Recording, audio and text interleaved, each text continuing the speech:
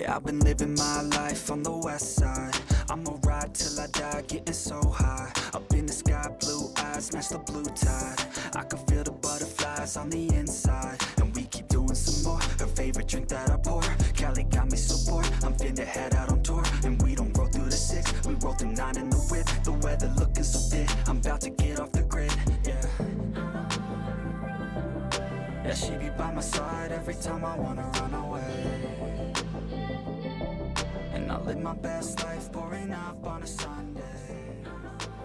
Great scenes coming in from Hawke's Bay yesterday as we kicked off Group 1 racing in New Zealand. And of course, we kick off a brand new season of weigh-in this morning and plenty to discuss this morning. And happy Father's Day. I left Opie with a dirty nappy and a crying baby. So happy Father's Day to my husband. That's what he deserves. A big happy Father's Day to everybody at home. Nice to have you joining us on Weigh In, Em. And what a great time to start the new season of our show, because we had our first Group 1 yesterday, as you mentioned. You were there for the Tarzino. And it doesn't always work out the way you want, but you sort of hope your best horses end up winning your best races. And after what we saw yesterday, there's no doubt that the horse of the year in waiting, Melody Bell, was miles ahead of them. A great way to start the Group 1 season, which, Emily, is going to be an awfully long journey that we're all going to go on together. It sure is, and she's really asserted herself for a spring campaign. And Bevan, you were also on course yesterday. A very good morning to you. And not only do we have Melody Bell to dissect, but there's so much on that undercard as well, isn't there?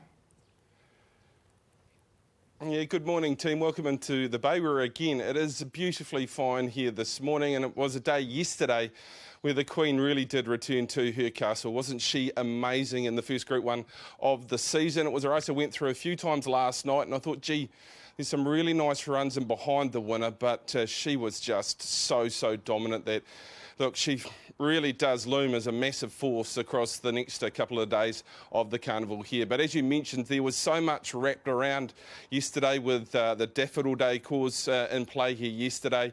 The undercard really did produce some exciting horses. Catalyst was certainly one that really caught my eye. Mongol Emperor was very good as well. So we're going to look through what was an exceptional day of racing. As Mick mentioned, it was like racing begun for the 2019-20 season here at the Bay yesterday. It sure was, and we couldn't have asked for nicer weather or better track conditions. Let's start at the top and get you straight off to the Group 1 Tarzino Trophy. The first Group 1 of the new season. It's a good horses race, the Tarzino. Wow, look at her. She just owns the joint. She looks as though she's gone the right way. How did things unfold? I stepped slow and I was just like, oh, well, that's plan A definitely gone. And the line looks pretty right now. This is it. Racing in the Tarzino, away they go. Number Wonder went back, Dark Princess went back, Melody Bell went back as well. Got in, across the top I seen Endless Drama outposted. I thought, well, he's going to take me far enough. Melody Bell a little way off them, but travels well before the home corner. Sort of tried to chase him, sucked up. She let rip. But here she comes, Melody Bell. Melody Bell wins it. To get the opportunity today, Tiakau, John and Jamie, and all credit to the horse. The story is this mare, isn't she a star? Yeah, she is. You just can't fault her. On the speed, off the speed, she's just a champion. So a big thank you to the loyal team of staff at home. They've done a great job to get her in really good shape. Wow, she's back. She is brilliant this wee girl. They'll bring it on next couple of legs back here. Yeah, so she'll be back here for the middle leg, Windsor Park Plate Day. Absolutely, and then we're going to have a crack at the 2000 as well. Congratulations, well done, Jamie. Thank you. It was a fantastic race, wasn't it? And so good to see her back to where she was. I know she had a couple of doubters after the Foxbridge Plate, but she said, no, I'm here, I'm fit, and I'm ready to go. Yeah, well, I think everybody knows she's our best horse. I mean, because the other contenders for that title are Tiakau Shark and probably Bostonian. And she has a clearly superior record over Bostonian in their head-to-heads. But there were a few question marks yesterday. One was the barrier draw, and ironically, her missing the kick, I think, probably helped Michael, because it took going forward out of play, and they went so hard. We see her here second from the outside, and she absolutely misses it. So Michael's got no choice, because everybody else is going forward. So he can't keep going forward because there's so much pressure here. So he's almost forced to ride her back, but he still rode her absolutely beautifully. Around about here in, They're absolutely flying. And had she been wide, which is where Endless Drama, who is 3 pairs back there, and the Qatar colours ended up, had she been out there, she probably couldn't have won. So while Michael's produced a great ride, he probably was a little bit lucky to miss the kick, because it would have been an awfully hard race to win had he been stuck wide. It sure would. Bevan, what do you make of the race? What are you seeing from Melody Bell? Can they even beat her when we move on to the next leg? The fact I really like about this, Emily, is that Michael switched to plan B after things went wrong at the start, and then developed a plan through the race. He's on the back at this point of Endless Drama, who didn't have a lot of luck in the run, but he did show a little bit of a turn of foot just to suck him into the race, and then it was all down to her. I didn't see her at Te Rapa, but she really walked into the back parade ring here and looked as though she was in command. Tony mentioned it, you mentioned it behind the gate. She was a different mare, and she was dominant late in this particular race. And oh, look, I've been going over the race and looking who can pick her up and beat her the next 2 days, who's coming into the race, and it's just very, very difficult to find a horse that can come into the next couple of legs and beat her if she continues on in this vein. Mick mentioned the favourite. I went through the race around this horse and thought, what could Leith have done? If he'd been more positive from the jump, would he have found a spot? My reasoning was no, he wouldn't. If he'd gone back and restrained, he was still going to get caught 3 wide. So sometimes these speed maps just simply don't work out, and Leith just got stuck in an impossible position, and Endless Drama just really did not get his chance in the race yesterday just through circumstances. But she was very, very good, and look, it's going to be very, very tough to see her not to take out the 3 legs of the Triple Crown this season. It sure is. Michael, it'd be interesting from you to see, where did you place some of those other horses, your Helena Babies, your Dance Dance Dance? Do you put any weight on what they've done? I think the crucial part, Em, is the fact they came home in 35 and change. It was one of the slowest last 600s of the day. So while she was outstanding, and she is the best horse in the country and raced like it, the tempo set up for a horse to do what she did, it's still incredibly hard to do. So a total willing to forgive on Endless Drama. It wasn't Leith's fault. He got there. There was nowhere else to go. You can't knock somebody over. So you're stuck there and it just didn't work. Horse like him, an older horse who's had a wind operation, he needs the cover, he needs the short sprint. So willing to forgive on him. Spoke to Tony Pike this morning. He'll go to the 1600 for the Windsor Park Plate. I thought Dance Dance Dance was okay, but I wasn't in love with her run, but it's older mare, fresh up. I thought Helena Baby was really good because you, I and everybody watching at home had their doubts about Helena Baby as a firm track horse. I think they saw enough to say maybe we've got 2 versions of him now. But we talk about the Triple Crown, and we're going to look at the market for the Windsor Park Plate. It's really hard to make a case, all things being equal, everybody getting the same run, that the horses behind her beat her in the Windsor Park Plate in 3 weeks. If that's the case, we then start looking for other horses we'll see later in the show. And there's 3 of them, and Vigor Winner, Cut a Deal, and Hello It's Me, who might come into that race. And maybe, I'm not saying they'll beat her, but maybe that's the fresh legs the Windsor Park Plate's going to need him, because it's so hard to make a case anything who ran down the track there yesterday is going to turn the tables. Very, very hard indeed. She seems to have the real monopoly on the Triple Crown. Jamie Richards is the winning trainer, and we've got him live from Matamata. And Jamie, I know yesterday must have been a huge relief for you to get Melody Bell back to that Group 1 winning form. Was there a celebration last night, or just business as usual for you? Morning, guys. No, not too much to report. Mum was the driver, and home a bit later and a quiet night. But as you say, great to see her back, and a bit of relief, and hopefully we can move on from here. Jamie, congratulations. Once Michael missed the kick, he handled it absolutely beautifully. How did you feel at the start when you ended up second last in the first Group 1 of the season? Yeah, probably not where we wanted to be, but well, certainly not where we wanted to be. But it sort of mapped like there was going to be a lot of speed in the race, and full credit to Michael for just taking his time. And I think you can see with the way that he rode the mare and Pike's horse and Burgundy Bell in the last that he's riding really well at the moment. And thankfully we had him on Melody Bell. Mate, we're talking about the Triple Crown because everybody tends to think, Jamie, about what happens next.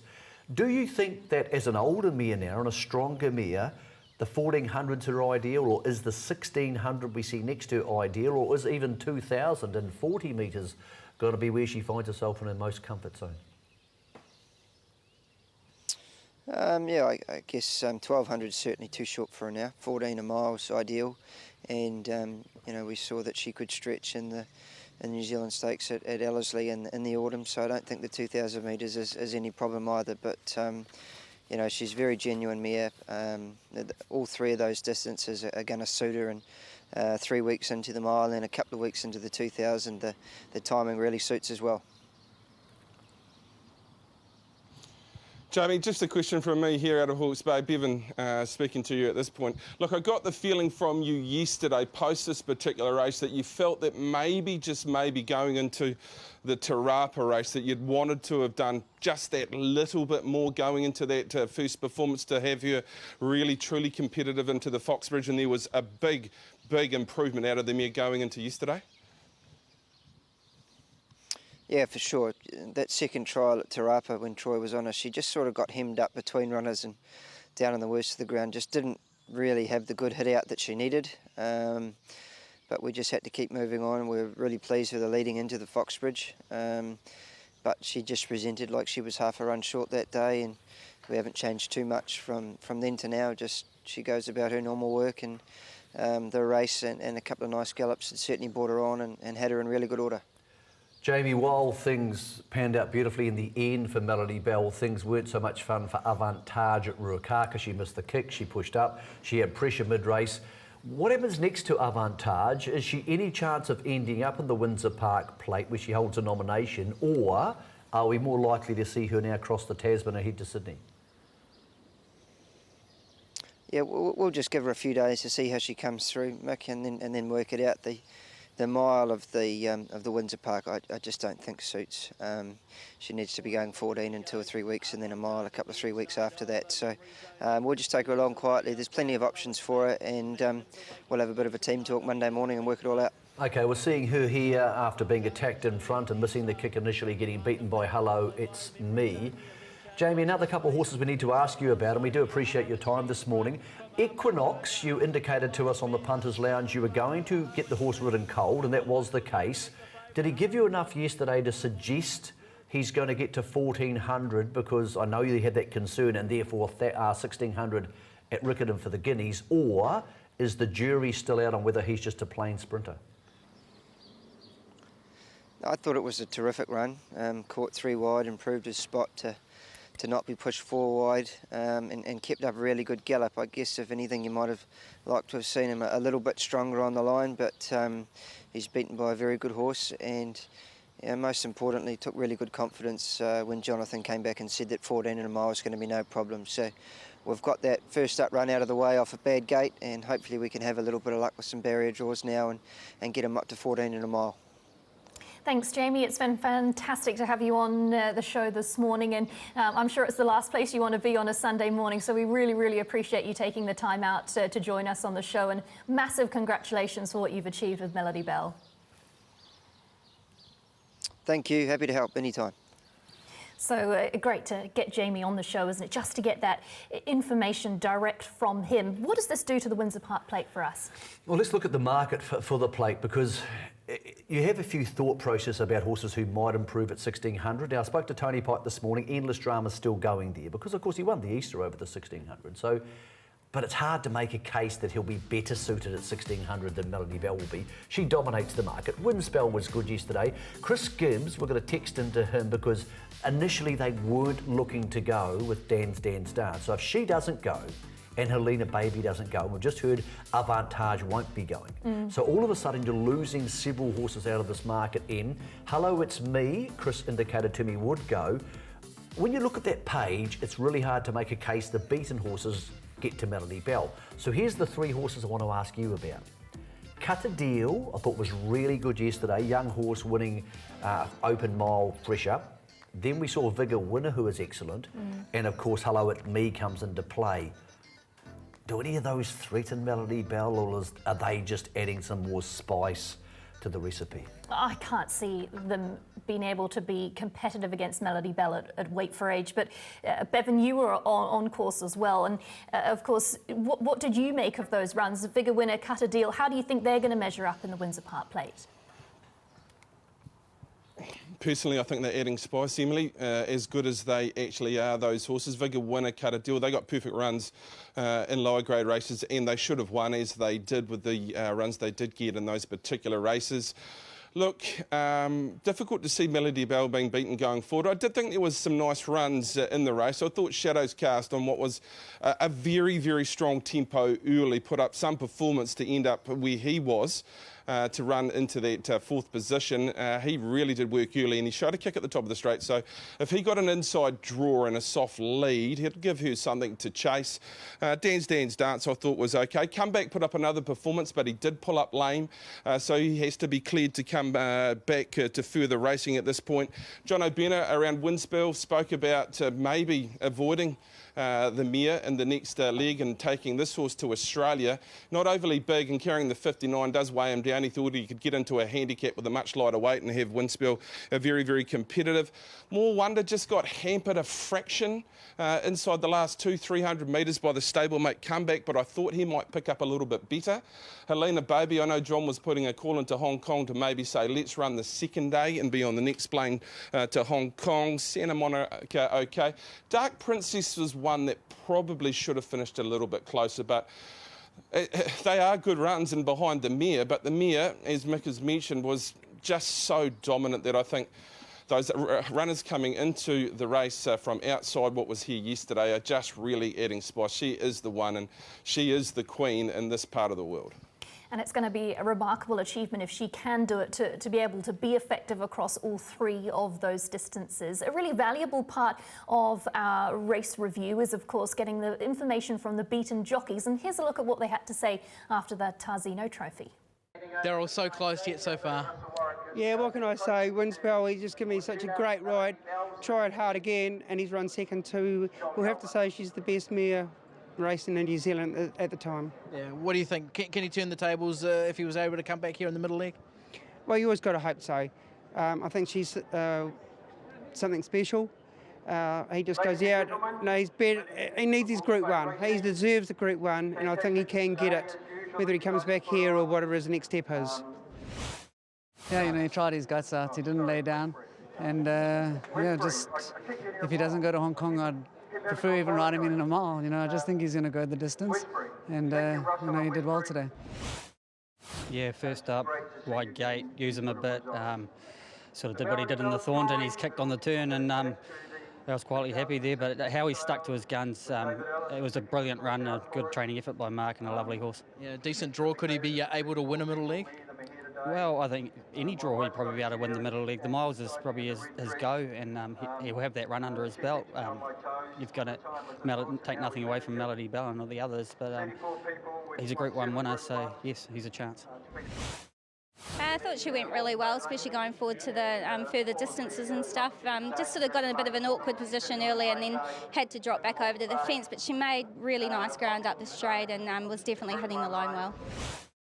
Yeah, it was a huge run, obviously, on a better track up against, you know, a lot better horses, and he's come through, and I thought it was going to be a really good chance. And he's a horse who does feel the ground, but he's not the soundest horse in the world, and just kind of caught up from that last little bit. But like I say, he tried super hard, and I'm really happy with his run. It's a little bit disappointing for my ride, I suppose, but I was caught 3 and 4 wide. He didn't take the bends that great today. Track's just firmed up a little bit for him, so yeah, I'm not sure if he was just that comfortable on it. So that was the thoughts around the beaten jockeys in the Group 1 Tarzino Trophy. Don't know if it's worth mentioning, Michael, but I'd have to agree with Leith in that I just don't think Endless Drama is perhaps comfortable on the harder tracks. He's a long striding horse, but also he's never been quite as good without cover because he has had the wind operation, and therefore you need to, you know, to get them breathing and get them into a rhythm, and he was pushed and shoved. It wasn't Leith's fault. It's really easy when you're on something at $3 to slag him and say, what were you doing out there? But where else do you go? Can't do anything. You can't be pulling back to last. It was just a beautiful ride by Michael. I think there's a lot out of that race where people will think, do I want to go to the Windsor Park or can I not beat her, and do I look to go to Awapuni or do I look to go somewhere else? So it's going to be interesting to see how the Triple Crown goes. One thing I would say, we're sitting here now and it's impossible to see her beaten in the Triple Crown. There's a reason no horse has won it. I know. They're incredibly hard to win. Of all the things in racing, winning Triple Crowns of any sort's the hardest things to do. So I would say this Hawke's Bay novel has a couple more chapters yet, which we're not sure how they're going to pan out. Absolutely, and that's why we love the game, isn't it? It certainly is a lottery. We're going to get you off to a break here on Weigh In. We're going to leave you with some vision of the Pony Scurry yesterday, where the winning rider gets to go on a trip to Dubai. Fantastic initiative, and it's certainly a wonderful opportunity for those young people, hopefully coming into our industry. On the back of that, we'll be looking at Race 5, which was, of course, the TAB takeover with Ian Smith and Grant Nisbet. Here over on the outside, though, is Ahmed Al Hatari showing some real speed, isn't it, for Charlotte New? And down towards the line, it's going to get there, I think. It's clear. Ahmed Al Hatari, look at this, flying home at the finish there was Jessica Lawrence with Slippery. Did you think you were always going to win? No, there was some pretty fast ponies out there, and I thought it'd be a tough fight, but she was just amazing. Are you involved in racing at all yourself, or is this going to encourage you to get into racing maybe? I've only done the race at Ellerslie, but I don't know, Mum probably won't let me be a jockey. Well, well done and enjoy that trip to Dubai. Thank you.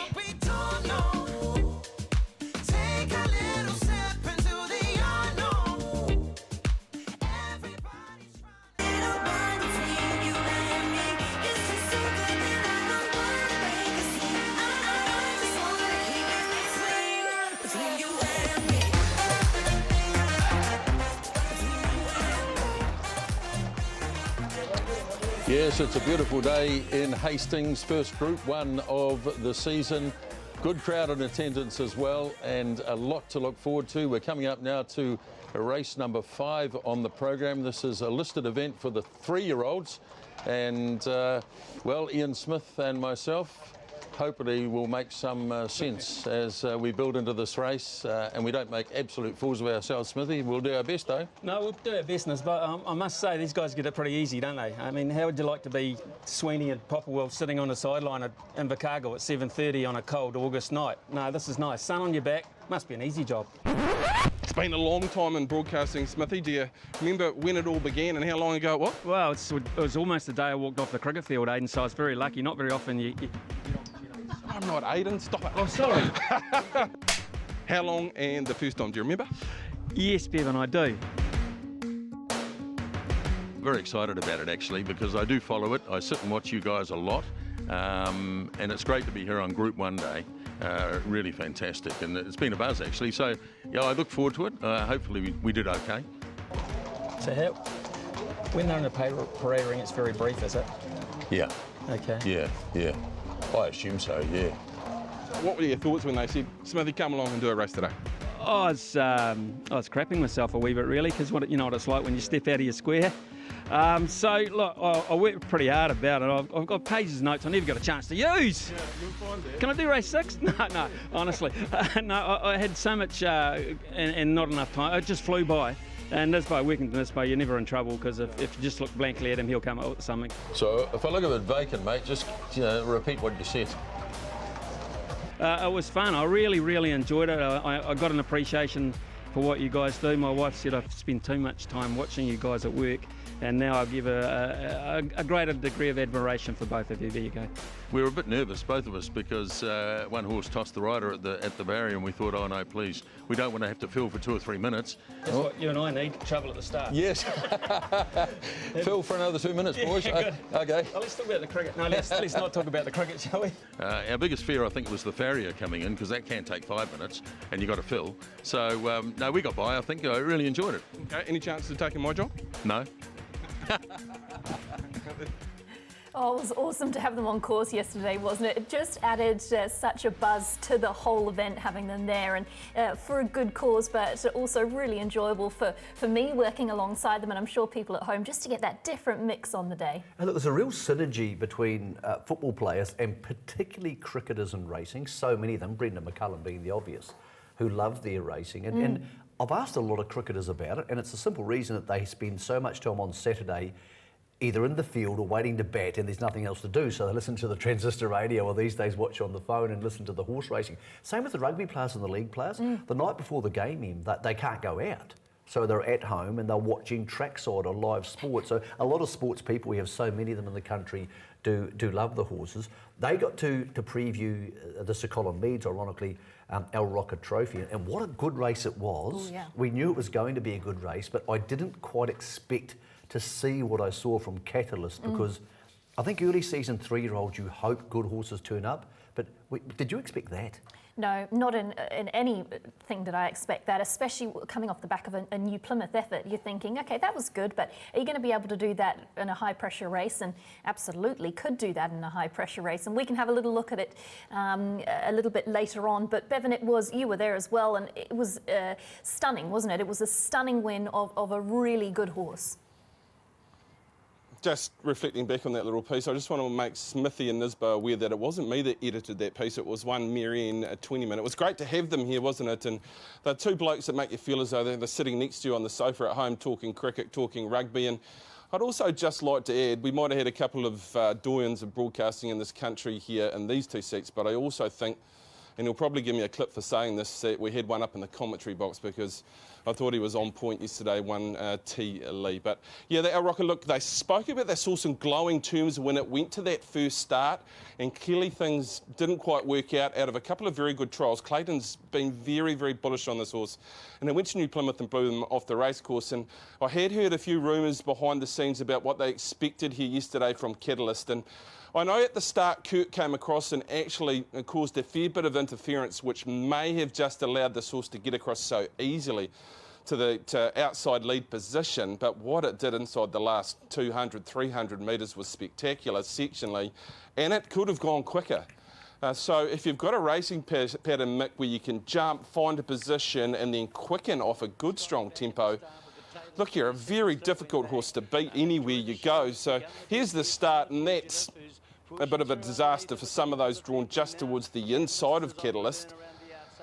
And he just gets that ability to come across and find that outside lead position. But from there, you thought, well, is it going to quicken? And my word, did it. Tatili nailed it in the call, way too good. And gee, there's plenty more in store, Mick, for this particular horse. Well, particularly, Bevan, when you saw them having to punch up there early to get across all the carnage inside, and you're thinking, was this horse going to get up on the nickel? Was it going to over-race? It's outside the leader. It could have got quite hot. And it didn't really settle. And here, when Equinox comes up, you're thinking, hold on, this is a pretty sharp horse, this Equinox. And then there's that moment, and you always wait for that moment with horses, and here's that moment right now. This horse goes from, I'm in a horse race, to actually, I've got somewhere else to be. And this is a horse who isn't going to need to improve. Look at Troy looking around going, where'd you go? And he's not going to need to improve to go to the 2,000 guineas. I'm not saying he'll win the 2,000 guineas on that, because there's a lot more to be written about that, and we're going to see a very good other maiden 3-year-old earlier in Holy Mongol Emperor. But that's as good an early season 2,000 guineas trial as you would see. For me, it was the way the horse moves. You know, you watch it as it lengthens out up the straight, and it's got that high-class action that you love to see. The body lowers, the head comes out, and it's reaching for the ground in front of it. And that's the action of a serious horse, and that's then confirmed by Troy. He wasn't climbing into his gate, was he? He was just like low down, head down. And Swedes, getting back to him, I know there's a lot of ground between now and Riccarton, but remarkable day yesterday, which sort of got a little bit lost in the fog because Melody Bell was so dominant. The Oak Stud, Dick Caraman, producing just an array of horses, all 3-year-olds. And Dick Caraman's the sort of guy you can take for granted because you're used to his colours being around for so long. These people are crucial in the game. Yesterday was an incredibly special day for him, not just down there, but of course he had a stunning winner at Ruakaka. Yeah, Aidan asked him yesterday if he'd had a better day in racing, and I believe he came up with one other where he'd had an amazing day of racing. He did say yesterday that it was the A team hitting the racetrack, so if they didn't go well yesterday, he'd rung Dick and said we're going to have a long season. But to have a horse come out like this one did, it just must give such encouragement to people who put so much into it, interested that they're going to have a wonderful season going forward, Mick. And look, when you put so much in, you deserve to get a return, so it's great to see those colours flying again early in the particular season. I thought Loire was good, Mick, back in the field. That's a horse that's going to really come on with a little bit further. Scotch got knocked over early, so I thought that really ran a nice race. The Fugitive pulled up sore. The plan there is that they will still head to the Hawke's Bay Guineas. It wasn't too serious. They took him home, and he's still got a few things to learn in his racing manners. When Catalyst came up outside him, he tended just to over-race and get on the steal. The Taylor's Niece also got knocked over at the start. She was actually sectionally quite good for a last, and I understand that she may head to the O'Leary's Fillies next Saturday at Wanganui with a little bit more cut out of the track. But hard to really see this horse not going on with it. As you two mentioned, and Tony did in the call and post-race, gee, the action just suggests it's a very good horse. Yeah, and spoke to Tony Pike about Loire, who obviously is a filly, so she has the option to go back to the Gold Trail. He was thinking 1200 is too short for her, but they're going to put the blinkers on because they don't have many other options. So blinkers on for her alongside Carly, her stablemate, to go to the 1200 for the Gold Trail. Really good bunch of fillies. I need to ask you a question. I'm going to ask Bevan the same question. Catalyst versus a maiden we saw yesterday in Holy Mongol Emperor, over 1600 at Riccarton. Who are you on? It's a fabulous race, isn't it? I want to have a front row seat for that action. I don't know. No? I think Well, that's not good enough. That's sitting on the fence. You need to come up with an answer. Okay. I'm going to go Catalyst because I think he's more professional and I think he wants to be a racehorse. And it would be Catalyst for me. What about you, Bevan? I'm hoping Holy Mongol Emperor ends up in Australia before it gets to that point, because if they do clash, it's going to be an interesting race. One on speed and one sitting back, but Riccarton might suit Holy Mongol Emperor with the big open wide spaces. Look at his sectional home yesterday. Geez, a striking horse. He'd get all the girls, there's no doubt about that, seeing him walk around the birdcage here yesterday. And who's going to end up being the best horse? I'd probably go the one in the red and white, but Catalyst, as you mentioned, might be the horse that's ready to rock and roll when it comes to that early season Group 1 down at Riccarton.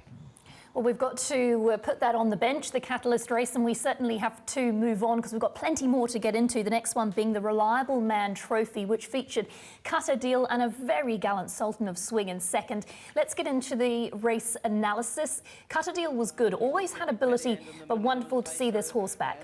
Look, he's the horse pulling across heels now, and he's getting, this is a 4-year-old, but he's basically still 3 because, of course, he hasn't turned 4 officially, coming across the heels of some good hardened horses. And Sultan of Swing has been in great form, comes at him, but he holds him off. Spoke to Murray Baker this morning.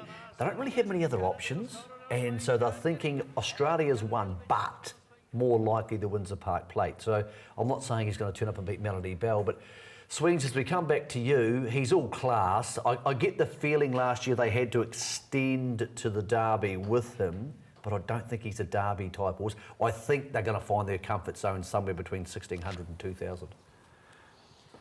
It just really fit him this race yesterday, didn't it, Mick, with his turn of foot, and against some horses that are going to be looking towards that 2,000 metre trip, maybe on the second day or further afield. Perfect ride, he produced, he ran right up to what we saw him as an early season 3-year-old. I thought he was one of the very good bets on the program there yesterday. Under a good ride, he delivered as he should. Look, Sultan of Swing's just a wonderful old horse, isn't he? He's just going more honestly this season probably than we saw through the last season, in a race that was a little bit devoid of tempo early. Those that had the best turn of foot in the race really did come to prominence, and those were clearly Cutter Deal and Sultan of Swing.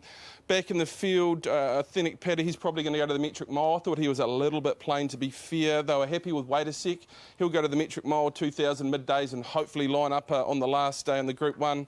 Peso returns for the 2,000 metres on the middle day. But I think the two horses, Mick, on that slow tempo with the best turn of foot, it was purely and simple those factors that saw them run 1 and 2. But he is very, very talented, Cutter Deal. And can he beat Melody Bell? Probably not, but he will be a very well-deserving Group 1 horse in that particular race.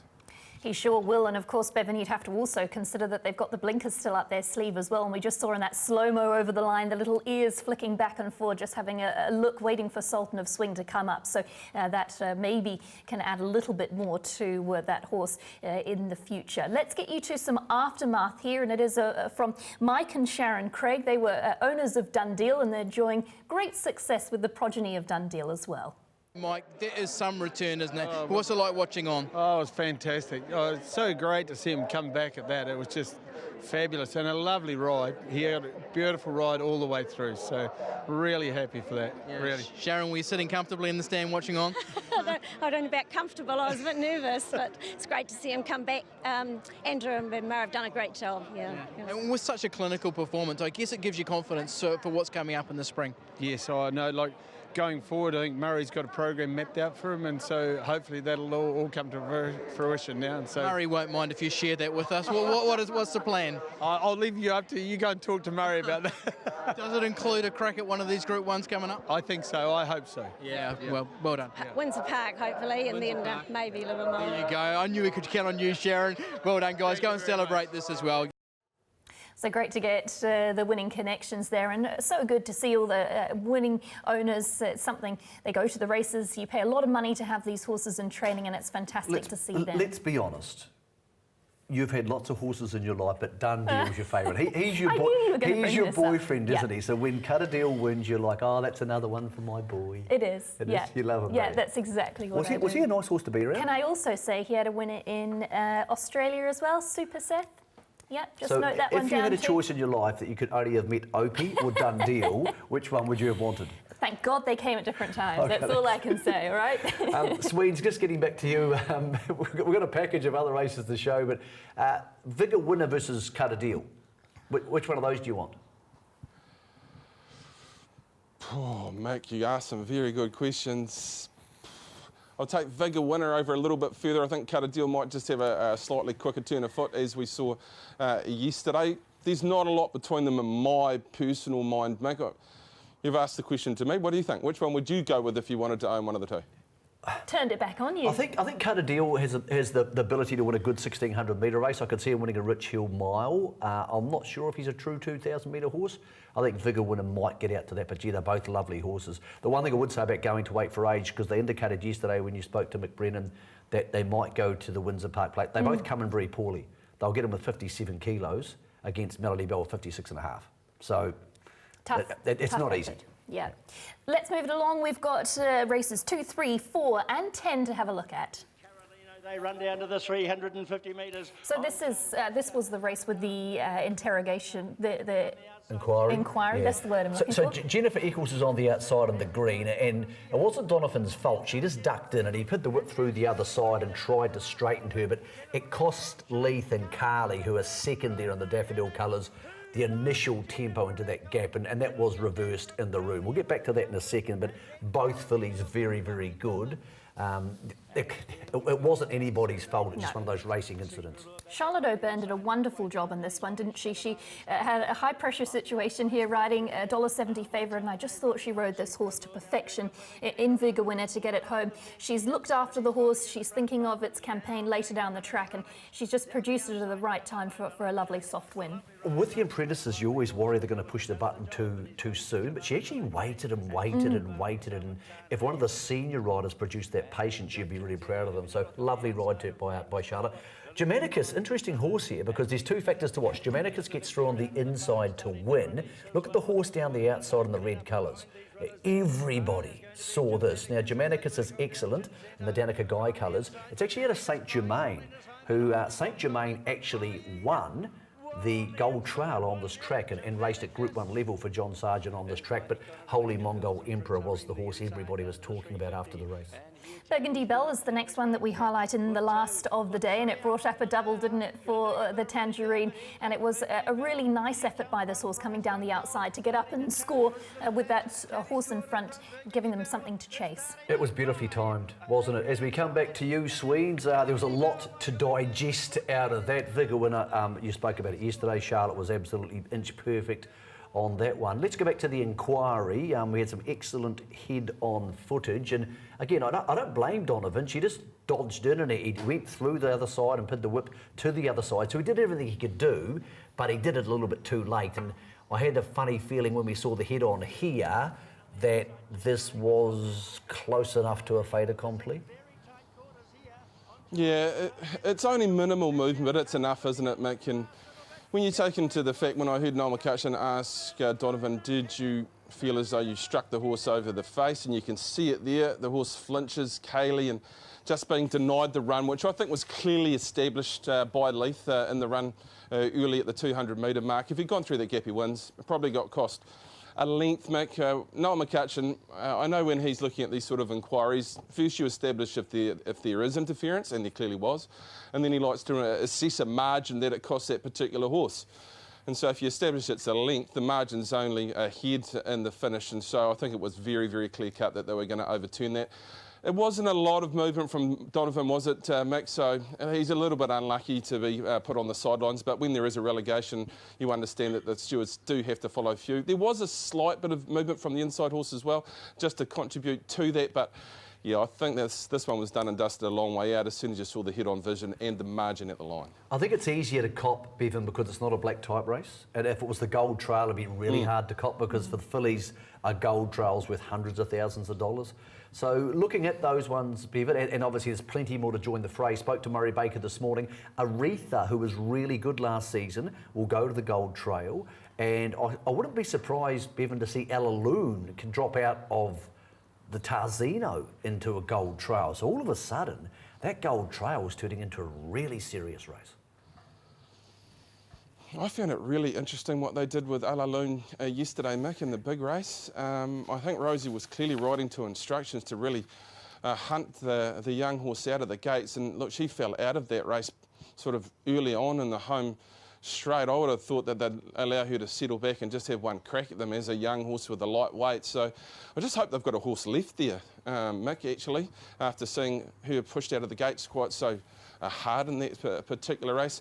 Yeah, I was impressed with Aretha. Certainly that was a trial that suggests she's going to be right in the mix. And look, the other thing they'll cop with Jennifer Eccles is when you look at her sectional on the day yesterday, it was in the top two, if not the top one on the actual day over the 600 metres. So there's a heck of a lot of upside around Jennifer Eccles going forward with a turn of foot like that from back in the field, and when you're going to step up to a fair bit more ground. But can't wait for these next couple of days. The Guineas is going to be a race as well, Mick, as we look towards further on in the program as well. So those 3-year-olds, there's a lot of interest, as there always is at this time of year at the Bay. Just coming back into you, Appellant spoke to Stephen Marsh. He said that maybe Grillsy pushed the button a little bit too early there. So add her to that Gold Trail. And on that last day, we're going to have a really good fillies race with 5 or 6 contenders, which often we don't get that many early doors in the season, but man, there's some fillies around. There's plenty to work with, isn't there? And Sean Ritchie, he had 4 seconds yesterday. The Good Fight in Sydney, Sultan of Swing.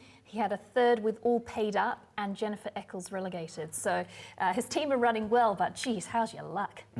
But look, he's got nice horses around him at the moment, Sean. So, as I said, with Dick Caraman yesterday, I'm not sure, because you were busy working, if you saw the horse at Ruakaka, who came from last to win over 1,000 metres. Man, I feel so thrilled for Dick and for Rick Williams and the Oak Stud, and for Darcy. Old Darcy's still going. I think he produced 6 winners yesterday, Darcy. So a wonderful day at the office for them. They were other stars of the show on a day where there were plenty of stars. There sure were. Speaking of Ruakaka, we can get up, head to the far north and have a little review of what was a hot field in the Harcourt's Whangarei. Hello It's Me was successful, but as we look in this replay, you can see Hello It's Me. And what did you make of this one? Look, another Darcy, funny enough. What we don't see here is the horse in front of the Tangerine, of course, Avantage. She missed the kick and Sam pushed the button and went forward because she's $1.70. And then Memories only got outside it and over-raced and attacked it, and it was just ugly. It was ugly a long way from home. Let's not take away from the winner. Chris Gibbs has already said to us he's looking to go to the Windsor Park Plate. He thought she was flying, but the race was run very much upside down. I wouldn't be too disappointed with Avantage, but let's not say just because she's the favourite, she's the story. The other horse was very, very good, and she might also be new blood coming into that race on the second day in 3 weeks' time. Again, probably not ideally suited by weight for age. The other feature race on the card from Ruakaka was the Rating 82, and it also attracted a pretty hot field. You can see Makataka as the winner, Blue 22, Vernon Me as well. Looks a nice progressing race where we can follow a few horses out of this one. Well, there's a couple of Derbies and Guineas horses here from last year. One of them's outside the leader, that's Vernon Me, and he just looked a run short. So he got there, but he couldn't quicken, and then all of a sudden Makataka just bolts down the outside. The other one's back in the tangerine colours. That's In a Twinkling, who's just been savaged by the handicapper. So, Sweeney's, as we come to you, Makataka looks a horse again, like many horses were spoken about today, like Cut a Deal. They're going to end up in some of these good mile races on lightweights, on the 53s or the 54s by the time we get to the Rich Hill and the Thompson and the Captain Cook and those type of races eventually. We've got a lot of nice horses in that grade. We really do. This is an interesting race, Mick, wasn't it? Because Samstrak just dominated early and just set them up, and then she really went for gold before they cornered in. And historically at Ruakaka, it's very hard to come from off the speed. So it took a pretty sharp sort of horse who's always been strongly wrapped by that stable to come across heels, get to the centre of the track and run across the top of them. So I thought that was a really, really progressive sort of performance. And I think this horse will end up in some pretty strong sort of grade and be very, very competitive.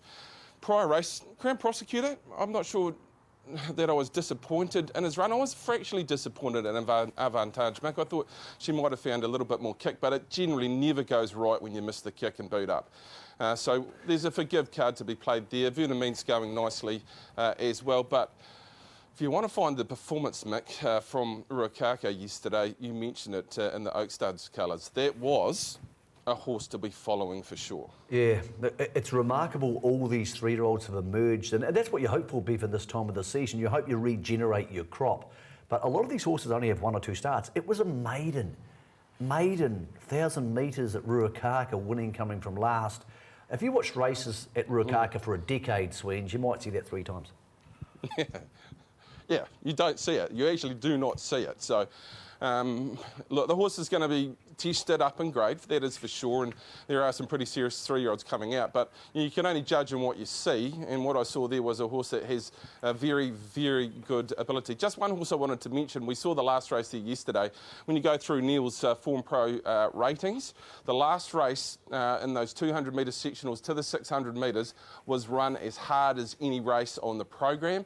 Tavi Court was very, very good to hold on to its positioning. I think this horse will actually get quite nicely through the grades. It was a great win by Burgundy Bell, but I think that horse drew the car park, worked early at good tempo, and to hold on to just get beaten, I think that's one to really follow out of the meeting going into a nice sort of rating race.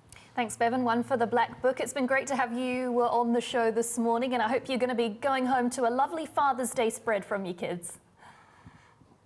I don't think so. I think I'm picking them up from the grandmother, and we'll find something to do, Emily. It's always a great day to sort of sit back with the kids and have a bit of fun. But it's been a pleasure to be on the first show for the season. Of course, 2 more days to go at the Bay, and it's going to be so intriguing to see the 3-year-olds especially.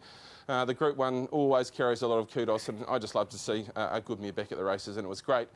Felt a bit of a traitor not tipping her on top yesterday, and she proved us all wrong and was just oh so good. She sure was oh so good. Let's get you off to a break here on the way in, and we leave you with Jamie Bullard, who a former jockey who trained his first winner. So congratulations to him. Further away, Ruby Noir, best of the others, Miss Dazzler, and then La Tinkler, but Dublin Rose, the favourite, took over on straightening. Capo Dano, the first up, is in for the fight on the inside. He's packing a punch. In fact, he found a nice kick and moved 2 in front. Down the outside, Leonardo's getting home well. Capo Dano, Leonardo, all or nothing at Dublin Rose. It's Capo Dano in front for Sam Collett, and the good-looking Chestnut punch right out. All or nothing's flashing late. Gee, it's very close. Maybe All or Nothing, who's absolutely flown on the line, put it a dive, and right on the post, it might have even got up here. That's very tight with Capo Dano.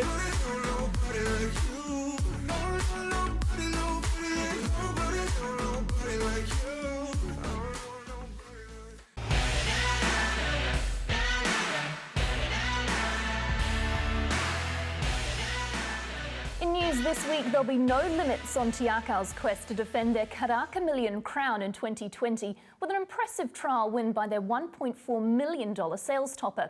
No Limits produced a clinical display when lined up over 600 metres at Te Teko last week, pleasing connections. Well, Romany, the Burgundy gelding, has chased him hard through the home straight here. Power Colt for 3rd under her spell. Really pleased with him. He's colt that's shown a little bit of ability all the way through, broken really nicely at the farm, and then came in and did well, had a little break, and yeah, I thought he showed a clean pair of heels out of the barrier and railed well and won nicely. So he's a promising horse for the future. Where does he go from here? So he's just going to have a couple of weeks at the farm now, back out at Te Akau Stud, and then he'll come in and he'll probably follow a similar sort of path to what Probabeel did. He'll sort of trial in October again, and then sort of pick out a race for him and try and qualify him, and then another little break, and hopefully we end up in races like the Cracker Million and the Diamond, and hopefully on to Manawatu. But yeah, he's an exciting horse for the future for sure.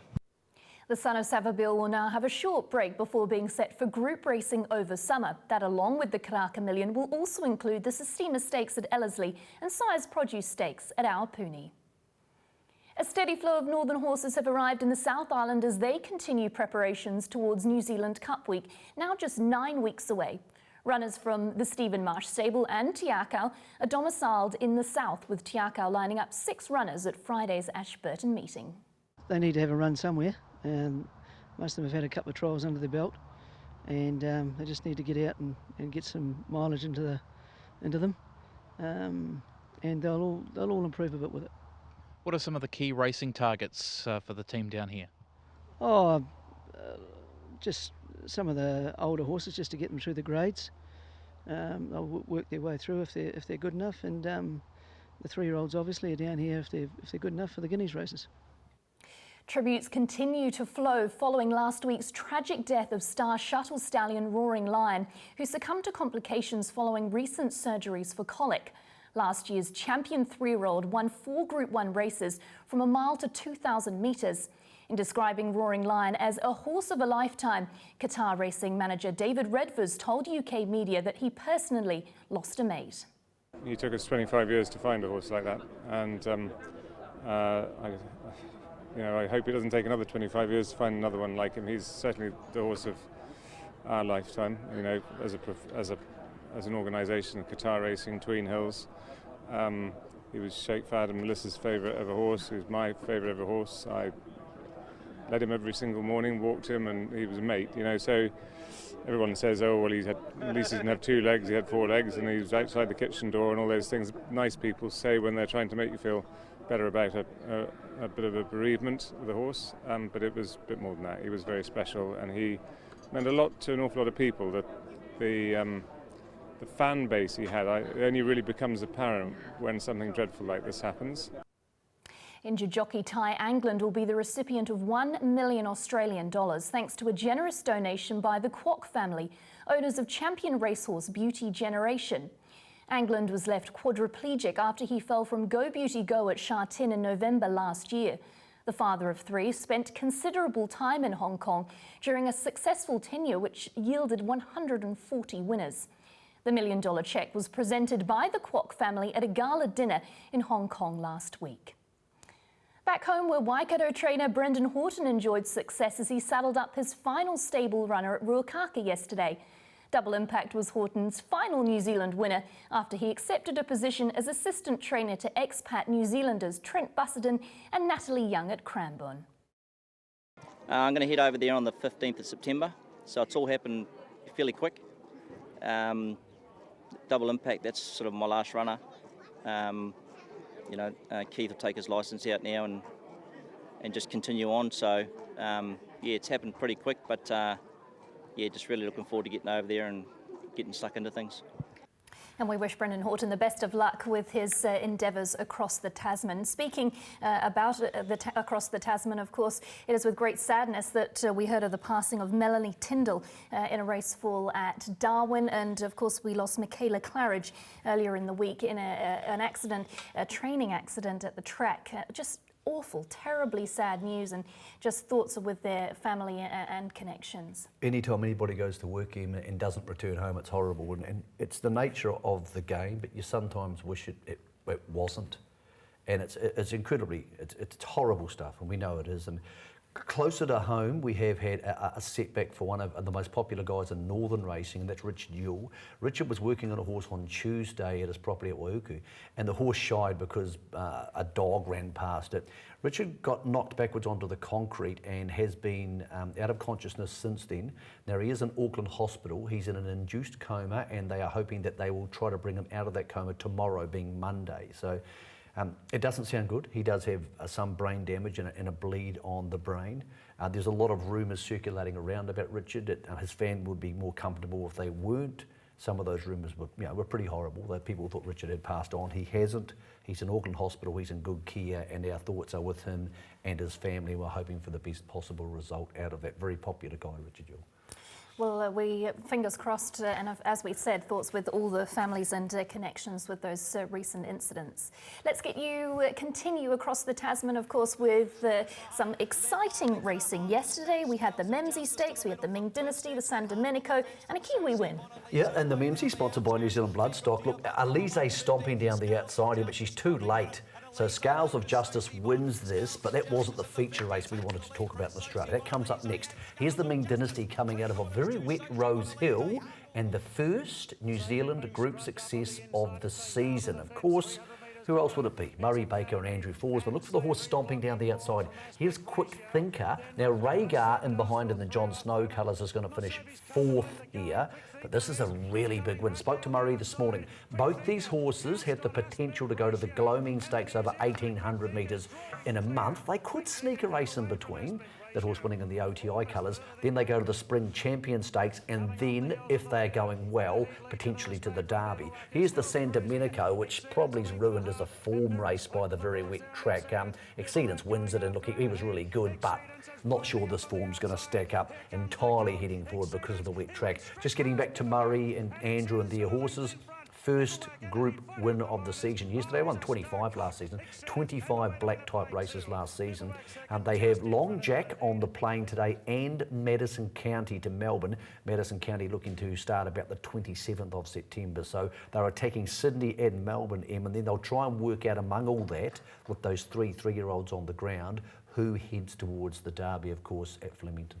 Fantastic Kiwi contingent across the Tasman. Best of luck to them moving forward. That's it for us here on Weigh In. The time has flown by. A big thank you to Bevan Sweeney. Jamie Richards, of course. Congratulations to all the connections of Melody Bell. Michael, it's been a wonderful show and pleasure to be here. Look, it has been great, Emma, and we've had a slightly sad story, but a beautiful story coming out of Canterbury yesterday. Of course, on Friday, a lady called Barbara Blackie, who is, we think, the world's oldest horse trainer, but definitely New Zealand's oldest horse trainer, much loved in the Canterbury region.